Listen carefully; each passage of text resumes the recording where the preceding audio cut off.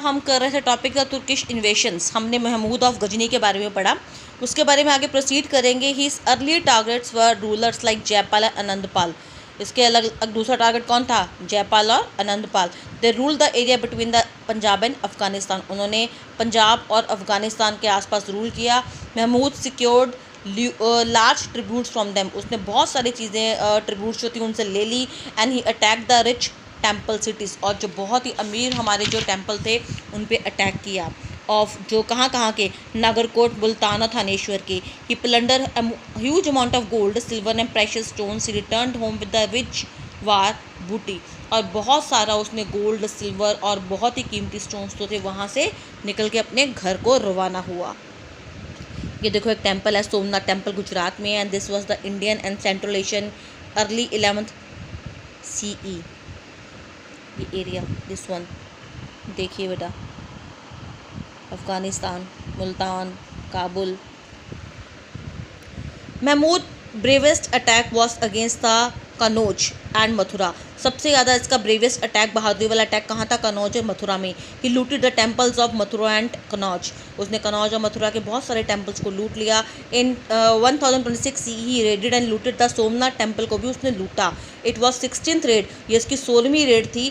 It was a great importance, बहुत ज़्यादा इसकी महत्वता है। The ruler of Gujarat fought for very bravely but lost. Gujarat के रूलर ने, राजाओं ने बहुत ज़्यादा अच्छी तरह से लड़े लेकिन वो हार गई। महमूद रीस्नैक द टेम्पल। उसने दोबारा उसको कैप्चर किया।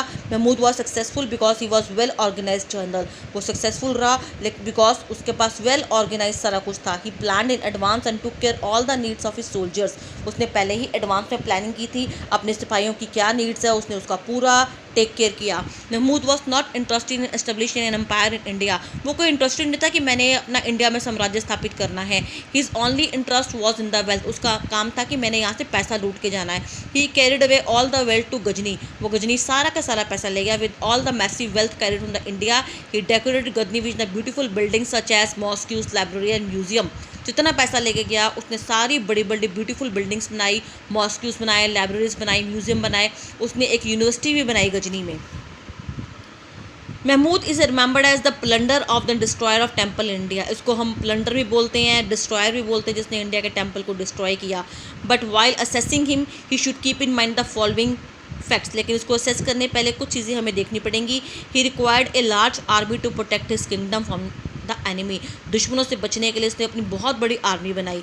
He could only be done by the acquiring the huge money. और वो तभी बन सकती थी जब वो ज़्यादा से ज़्यादा मनी कलेक्ट करता। He fought with the several ruler of Ghor. He wanted to become the top most ruler in Ghor. वो गोर में बहुत बड़ा रूलर बनना चाहता था। उसने वहाँ पर भी उसने लड़ाई की। He not only looted a rich temple of north and west but the Muslim rulers of Multan and Sistan also victim of attack.